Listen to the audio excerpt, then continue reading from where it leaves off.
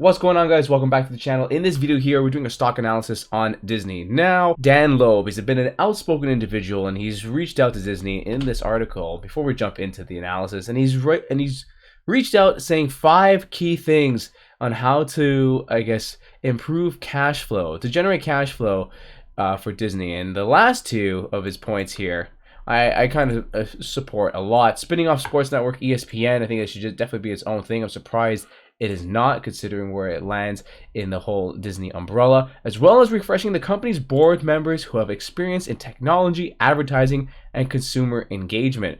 If you have been living under a rock, Disney has been under fire a little bit in regards to its political stance on how they conduct business. My personal take on this, whether you're for or against their, involvement, is I believe companies should stay politically neutral as much as possible, and you should care about just 2 main things: producing a great product and appeasing shareholders. Because once you make a great product, you're going to appease shareholders and they're going to want to invest into your company, hence getting more money, hence being able to produce better products. But if you start taking a stance, whether that's to the left or to the right, you're going to run yourself into some problems with investors in the long run.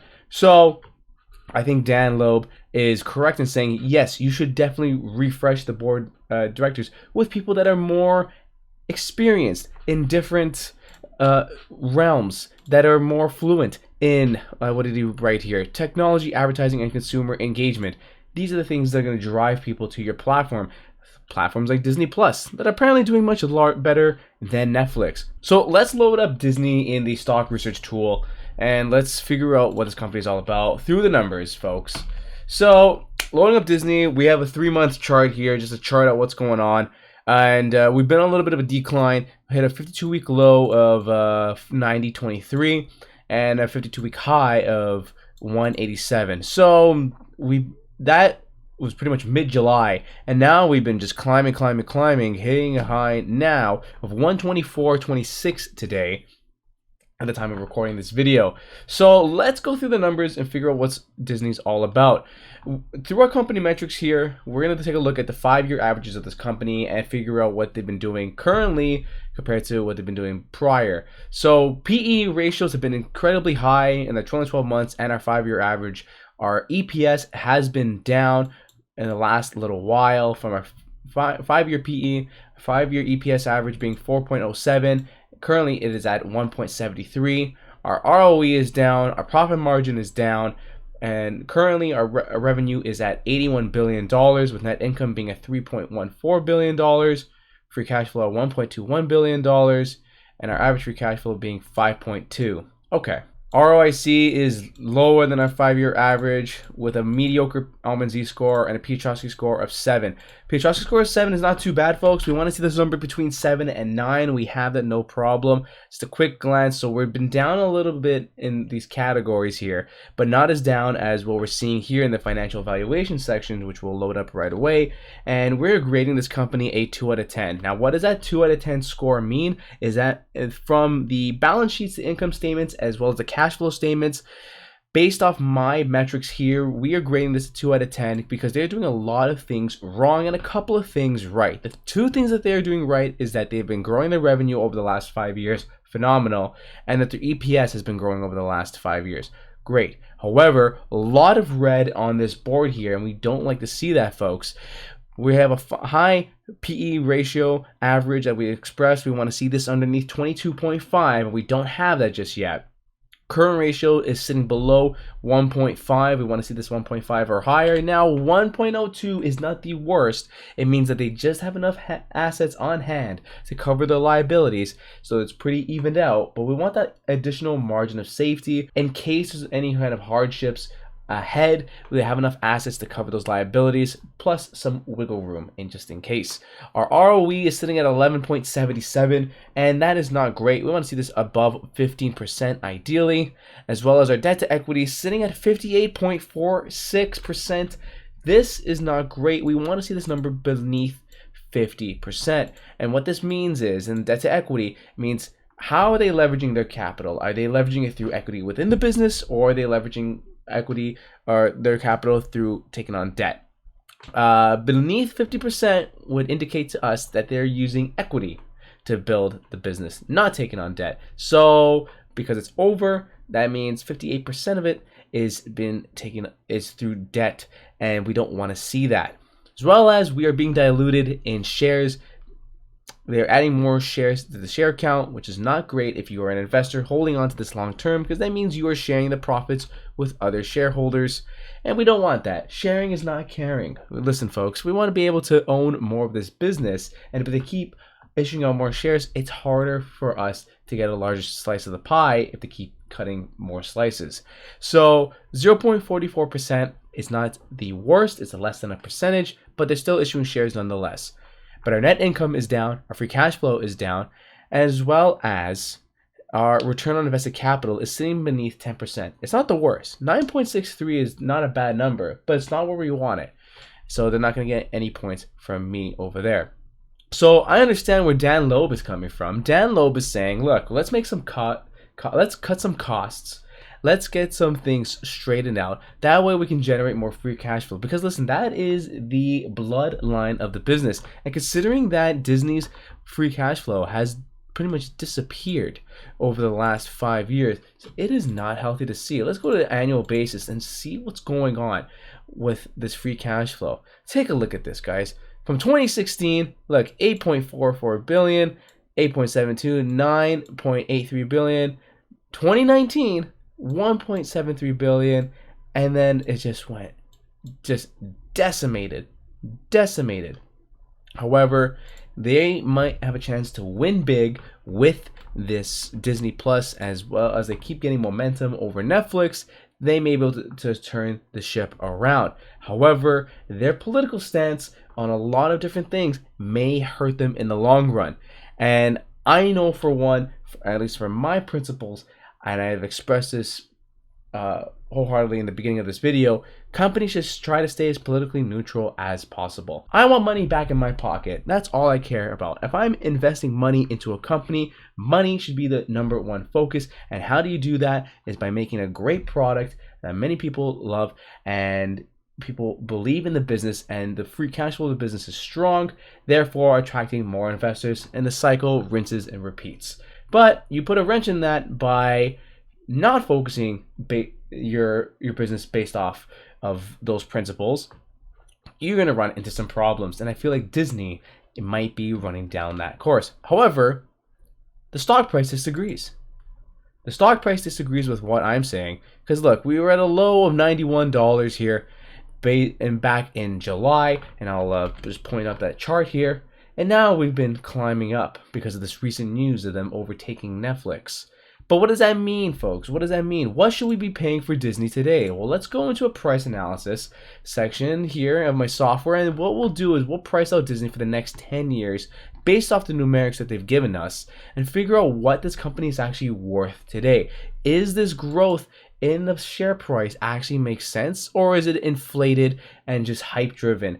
Because listen, we want to purchase a great business for a fair price. And is Disney that business? Well, we'll find out. I'm going to input these numbers and we'll touch base in just a quick second. So folks, before we jump into this last section of the video, if you're enjoying the video so far and this analysis process, hit that like button, hit that subscribe button. This software that I'm using is built by I built it, and it helps me screen companies incredibly efficiently to try to get an understanding of where these companies lie. So let's jump into the price analysis section here, and I'll explain to you what I did. If you're new to the channel, I like to stay as conservative as possible to give myself the most margin of safety, because I believe that helps me in the long run in case I end up being wrong down the line, but not wrong too much. So with Disney, 2, 3, 4% revenue growth over the next little while based off the numbers we've gotten here, I believe they could do it. $200 billion company. They got a lot of different assets on hand. They just have a lot of debt problems and declining free cash flow. But they are putting their eggs in a lot of different baskets. Can they keep growing this company? I think they can. I think they have a great model. It's just the board of directors. Will that hold them back? We'll find out. Regardless, profit margin, I am sticking to my guns based off the 5-year and 10-year numbers. going 8, 9, and 10, something that could potentially be hit, as well as our free cash flow margin, same thing, as well as our price to free cash flow and PE ratio, something more conservative and moderate compared to our 187 number and 72 that's been expressed. Now, desired return, 13% as always, lucky number 13. We're going to click the calculate button and we're going to figure out what the software spits out at us.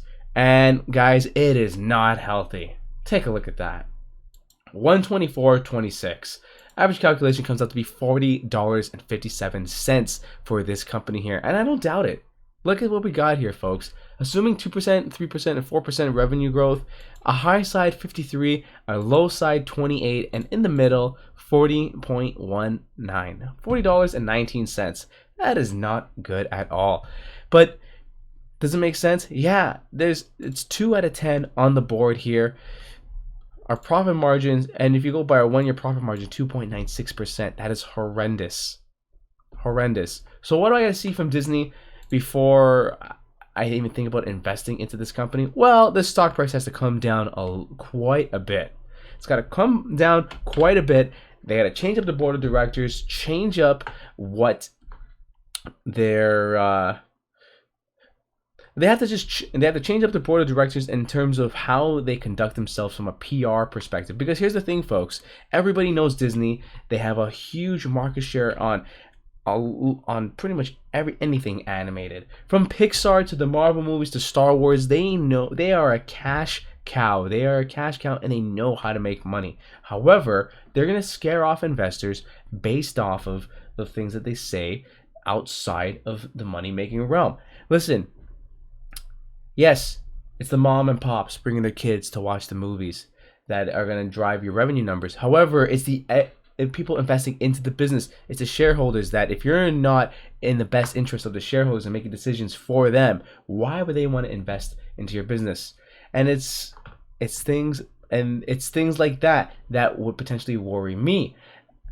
I want them to focus on making me happy if I'm going to be investing into this company, and I assume other people that are investing into this company to feel the same way. Now, what do you think about this? You may think I'm wrong, you may think I'm right. Write down your comment down in the comment section below. But I think this price needs to come down quite a bit for it to be in my wheelhouse, 1. And 2, they need to figure out where their fundamentals lie. As well as, I agree with Daniel Loeb, split off ESPN. I can't believe it hasn't been split off as well, because look, from their sports section and what they actually run when it comes to football and soccer and hockey and all these other things, it has no business being a part of this Disney umbrella. Let them focus in on things that actually not make them money, but the main cash cows being Marvel, Star Wars, and Disney Plus that I have mentioned, and let ESPN run off and do whatever they gotta do, as well as acquire Hulu. They want to be this conglomerate mega corporation taking over the streaming space. Well, then do that. Focus in on doing that, but hire the right people to do so. I think he makes complete amount of sense. He's an investor, and he's voicing what he wants to see for this company to actually turn a profit and increase cash flow. Because look, folks, the numbers don't lie. The numbers don't lie. They are down by a considerable amount. So why would anybody want to jump in on a business like this? Where's our free cash flow? Look at that. Why would anybody, when they're bleeding, when they have been bleeding? Doesn't make sense to me. Doesn't make sense to me. So, folks, if you want to see a company be evaluated, write it down in the comment section down below. Give me your thoughts on this evaluation here, and I will see you in the next video. Thank you so much for watching.